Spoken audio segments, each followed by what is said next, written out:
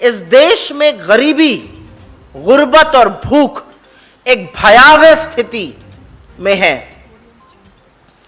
पर मोदी सरकार की तरफ देखिए तो वो बेखबर हैं, बेखौफ हैं, उनको कोई फर्क ही नहीं पड़ रहा है। कल शाम को वर्ल्ड बैंक की रिपोर्ट के अनुसार भारत में कोविड काल के दौरान 5.6 करोड़ 5 करोड़ 60 लाख लोग अत्याधिक पावर्टी, अत्याधिक गरीबी, एब्जेक्ट पावर्टी में ढकेल दिए गए। यह एक बड़ा खुलासा है। और यह करने से पहले वर्ल्ड बैंक ने यह भी किया कि तीसरी बार भारत की जीडीपी ग्रोथ रेट को इस साल घटाया और 7.5% से घटाकर 6.5% पर कर दिया गया।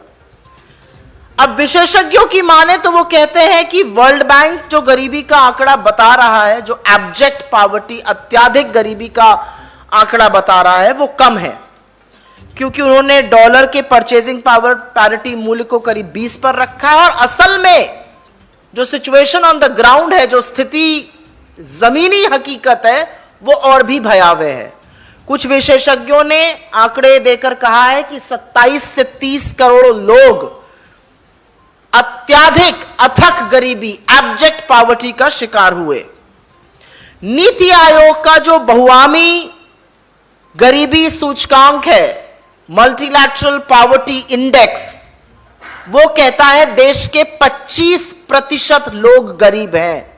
140 करोड़ की इस आबादी में 36 करोड़ 25 लाख लोग गरीब हैं और गरीब होते जा रहे हैं। यह देश गांधी का देश है, जिन्होंने कहा था नीति निर्माण के वक्त पंक्ति में खड़े सबसे अंतिम व्यक्ति का चेहरा याद करिएगा। वहां पर गरीबी लगातार बढ़ रही है और बोलना इसलिए जरूरी है क्योंकि 10 साल में हमने तमामों लोगों को गरीबी की सीमा रेखा के ऊपर उठाया था, 27 करोड़ लोगों को। इसी स्थिति से घबराकर, इसी स्थिति की आशंका थी जब कांग्रेस अध्यक्ष ने और श्री राहुल गांधी जी ने सरकार को आगाह किया था कोविड के दौरान कि लोगों के हाथ में पैसा डालिए, लोगों के हाथ में पैसा डालिए, कंजम्पशन बढ़ेगा, जो कुचक्र अर्थव्यवस्था का हो गया है वो ना होता। अगर बात सुन ली होती तो ये लोग गरीबी में की सीमा रेखा के नीचे और अथाह गरीबी में ना ढकेले जाते। अगर सरकार के कान पर जूं रेंगी होती हमारी बातों पर तो करोड़ों लोग चिलचिलाती धूप में पैदल ना चलते। अगर उन्होंने सुना होता तो तमामों लघु मध्यम उद्योग बंद ना होते। अगर उन्होंने सुना होता तो अर्थव्यवस्था इस बुरी तरह से ठप ना होती। असली सच सुनना जरूरी है। बुरी तरह से बदतर हो रहे हैं हालात। 82 रुपया 33 पैसा मूल्य हो गया है रुपए का $1 के बनिस्पत। 82 रुपया। जो कहते थे कि होड़ लगी है रुपए की गिरावट और प्रधानमंत्री की गिरती हुई प्रतिष्ठा में, वो किस गोता में गोता खार बन के अपनी प्रतिष्ठा ढूंढ रहे हैं मुझे नहीं पता। लेकिन विदेशी मुद्रा भंडार इस साल की शुरुआत से अभी तक $100 बिलियन खर्च हो चुका है। $100 बिलियन, और उसके बाद भी रुपए की गिरावट को रोका नहीं जा पा रहा है। चाहे करंट अकाउंट डेफिसिट हो, चाहे फिस्कल डेफिसिट हो, भयावह स्थिति है। ट्रेड डेफिसिट, व्यापार घाटा दोगुना हो गया है। एक्सपोर्ट 3.5% डिप कर रहा है। एफएमसीजी की सेल, जो जरूरी सामान होते हैं, तेल, नमक, टूथपेस्ट, सर में लगाने वाला तेल, साबुन, शैम्पू, 10% इनकी सेल में गिरावट आई है। यह सीधा गरीबी से रिलेटेड है।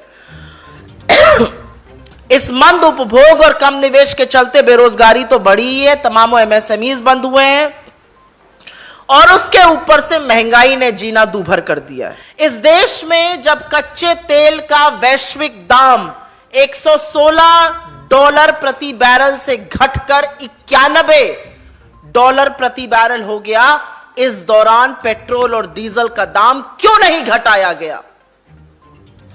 सीएनजी का दाम ₹6 बढ़ा दिया और पीएनजी का दाम ₹4 बढ़ा दिया। लोगों की जेब को डाका डालना इसको कहते हैं। देश की 130 ट्रेनों का किराया बढ़ा दिया, प्लेटफॉर्म टिकट 200% बढ़ा दिया, फीस 400% बढ़ा दी यूनिवर्सिटीज में। इसका क्या जवाब है? क्या यह गरीबी पर प्रहार है या नहीं है? आटा और दूध जैसी चीजों का दाम आग लगी हुई है उनमें, क्या इससे गरीब का भला हो रहा है? विश्व हंगर इंडेक्स में 116 देशों की सूची में 101 पर हैं हम, नेपाल और भूटान के नीचे। क्या गरीब को 2 वक्त भरपेट खाना दिलाना आपका काम नहीं है मोदी जी?